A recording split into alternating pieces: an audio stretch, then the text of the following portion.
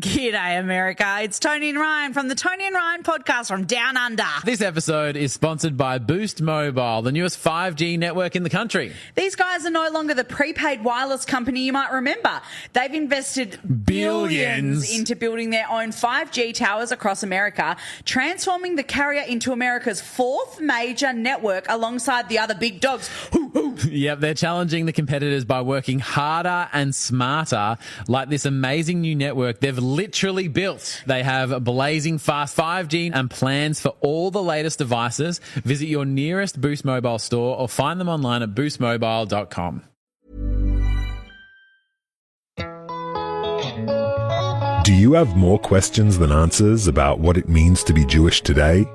If you love the thought of exploring those big questions without expecting neatly packaged answers, check out Wondering Jews with Michal and Noam, a chart-topping podcast from Unpacked, a division of Open Door Media.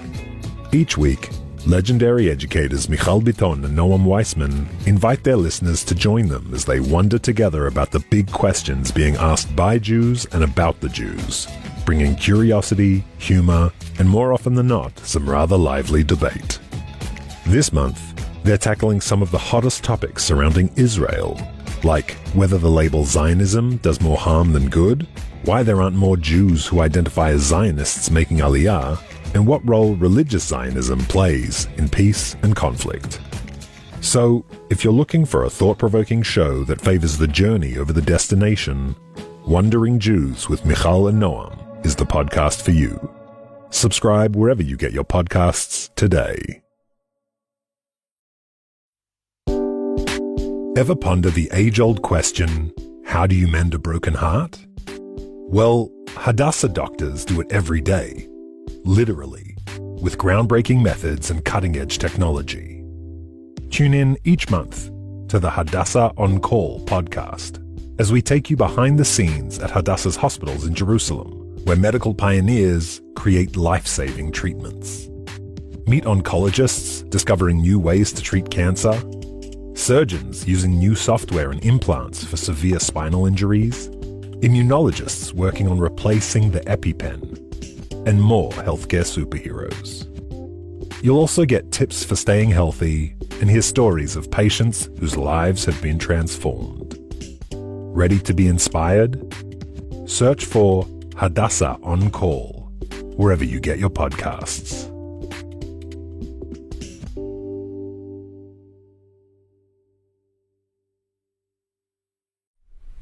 It's really complicated, but our family who were murdered in a terror attack, they will never come back. But the Israeli hostages can be free. This is the feeling that they can't describe you. Hey, I'm Mishy Herman, and this is IsRaelStory. 32-year-old Oran Almog from Haifa says he can't describe the feeling of hugging freed hostages. But that isn't really true. He can. See, his cousins, the Goldstein Almog family, live in Kfar Aza. Two of them, the father Nadav and the eldest daughter Yam, were murdered on October 7th. The remaining four family members, the mother Chen and her three younger children, Agam, Gal, and Tal, were all taken hostage by the Hamas. They spent 51 days in Gaza and were released as part of the first round of swaps in November 2023. So Oran got to hug his cousins upon their return. He knows that feeling well. What he didn't know was that a year and 2 months later, he'd once again find himself at the heart of the story of the releases. This time, however, it wasn't because of a connection to returning Israeli hostages, but rather due to his tragic link to one of the Palestinian terrorists being released. On a cold and rainy day last week, Zev Levi and I traveled to Haifa to talk to Oran in his apartment. Here he is. I will start from the beginning. So, till the age of 10, I was an ordinary kid with an ordinary family, living in an ordinary life. You know, a good neighborhood, lovely family. I rode a bicycle and played soccer with my friend in my neighborhood. I practiced karate, and I even was the youngest child in Israel with the black belt. When you were 10 years old, you had a black belt? Yeah, black belt, yes. Wow. And can you tell me a little bit about your family? Yes, we were 3 kids. I'm the eldest. My little brother Tomer is 2 years younger than me, and my little sister Adi, 6 years younger than me. And we were really, really close. So it was really fun for us. We lived in Haifa, like what you can call, the Israeli version of the American dream. Yeah. And like a good Jewish family, we had every week a Shabbat dinner with my grandparents, and on Saturdays we went together to the beach. But unfortunately, all this exploded on October 4th, 2003.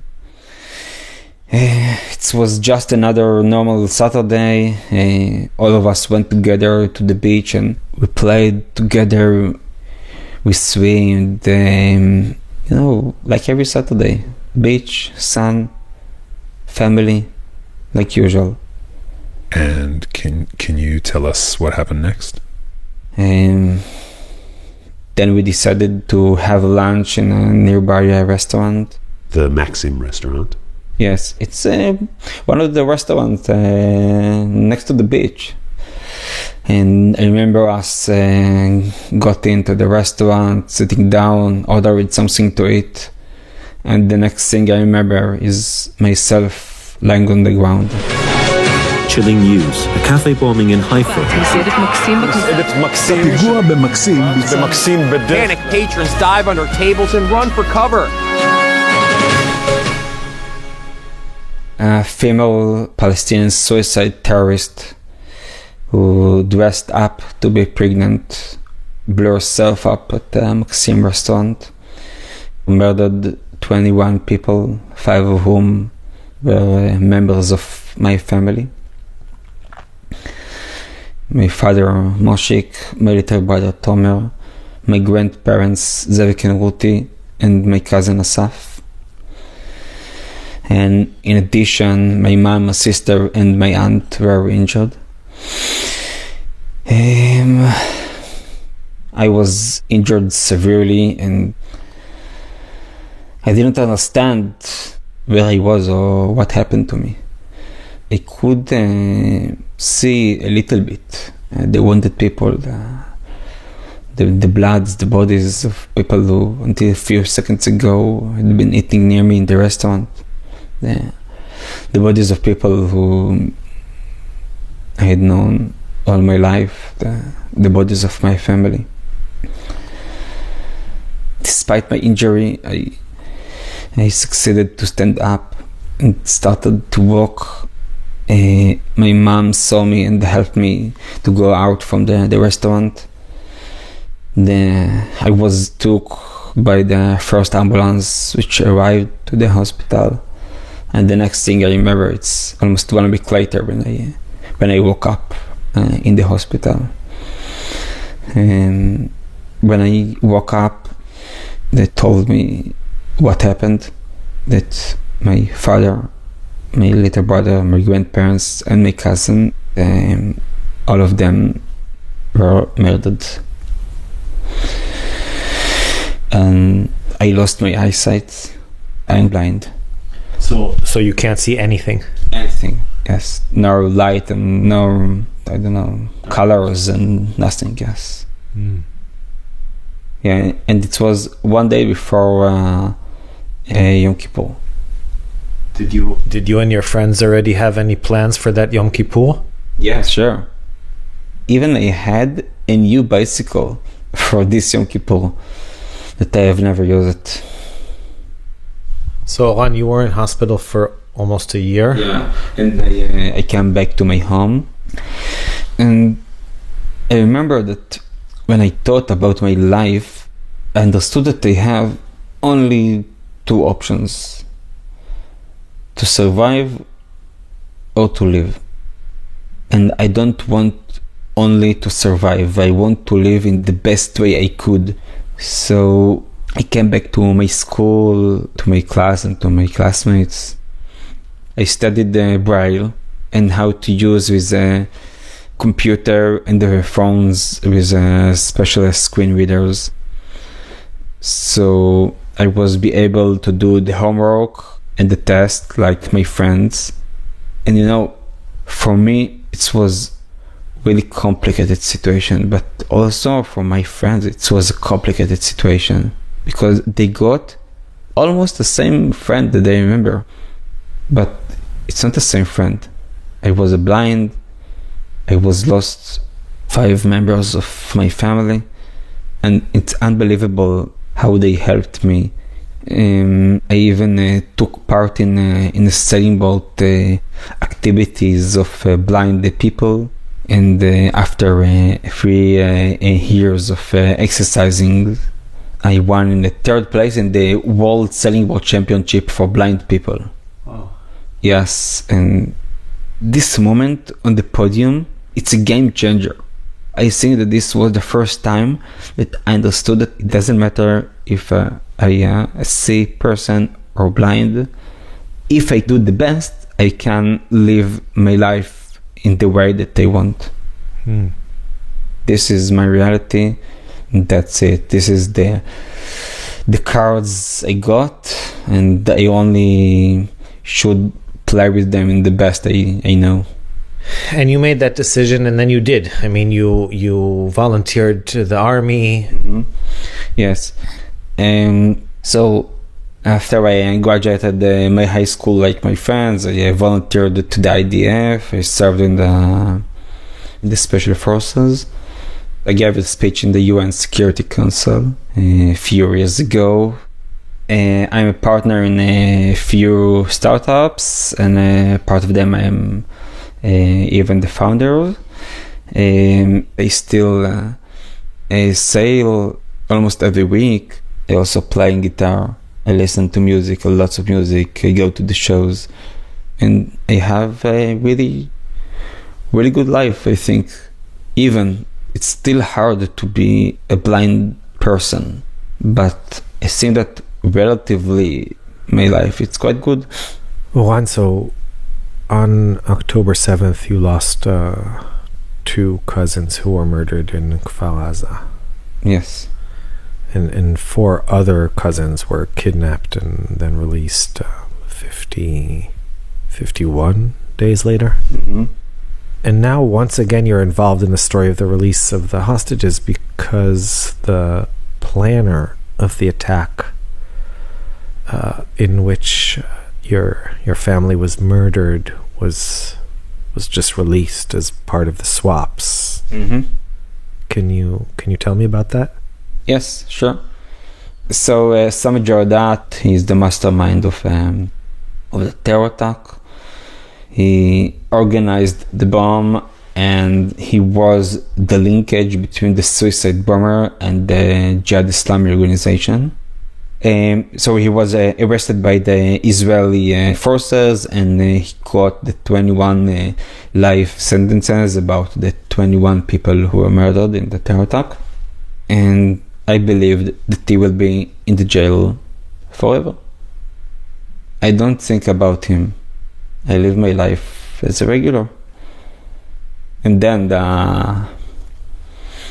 around 3 weeks ago, it was a Saturday afternoon, I was in my home and I started to get WhatsApp messages from my friends and family that they heard that Sami Jordat included in the list of terrorists supposed to be released in the hostages deal. And all of a sudden, I don't know how I felt exactly. I didn't angry, I didn't disappointed, only shock. I was really surprised. I was speechless. Maybe it's naive thinking, but I've never imagined this moment. And then I felt the deep pain and like something was broken in my heart. But I think that I also understood this moment, the big picture. In the big picture, it's that the living Israeli hostages will come back home. And this is what's important. My pain, it's not an issue. I want to say that I understand the complicated of this deal, and I think that this is a bad deal. This is a terrible deal, because any deal with the Hamas, with the devil, it's pain. I understand it in my body. But for me, the alternative, it was worse. And I believe that the living were more important than the dead. So, Oran, you're saying, here's a person who Murdered my family, who stole my eyesight, and yet I am able to see the advantage and the joy that it brings to other people who are able to hug and embrace their loved ones who are released as a result of his release. And that, to me, is more meaningful than my own sense of revenge or pain or anything like that. I don't believe in the revenge. I believe in the justice, and the justice now must focus on the Israelis. And in the future, I believe that we will do the justice with the terrorists. Are you a man of faith?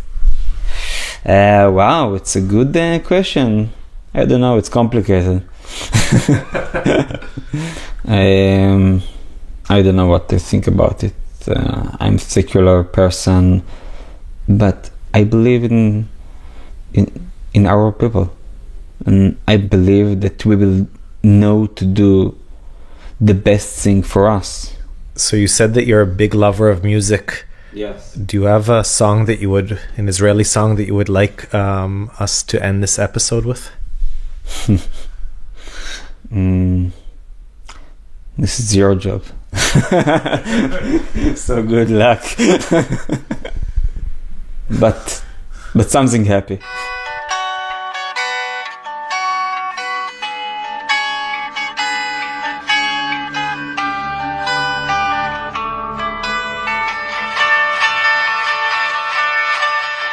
בדיוק כשאני מאבד עניין נזכרתי איך אמרת בוא ניסע ושרנו בלגן כן אני מאחורה עם כובע מתחייה ואתה מתופף על ההגה תוך כדי הנסיעה כן הזמן עצר מאז ל-17 שנים אני לבד בחוץ מחשיך ממש לפני שאני יורד מהפסים הרגשתי שאנחנו מתקרבים עם היד באוויר ציירתי את החוף רוח ים שני אחים כותבים שמות בחול מתחברים לגלים ולא רואים את הסוף עכשיו טוב, עכשיו טוב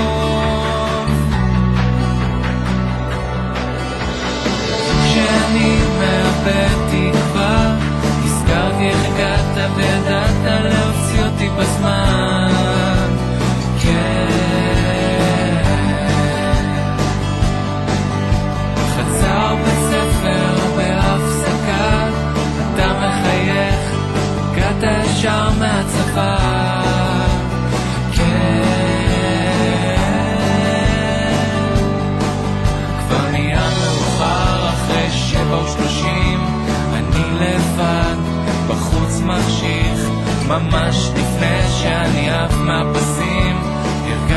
שאנחנו מתקרבים עם הים באוויר ציירתי את החוף רוח ים שני אחים כותבים שמות בחול מתחברים לגנים ולא רואים את הסוף עכשיו טוב עכשיו טוב עם הים באוויר ציירתי את החוף רוח ים שני אחים יושבים קרוב בחול מתחברים לגנים ולא רואים את הסוף עכשיו טוב עכשיו טוב בין שברי הימים הגעתי אל החוף שם אתה אמיתי וכל השאר כבר לא מתחברים לגלים ולא רואים את הסוף עכשיו טוב עכשיו טוב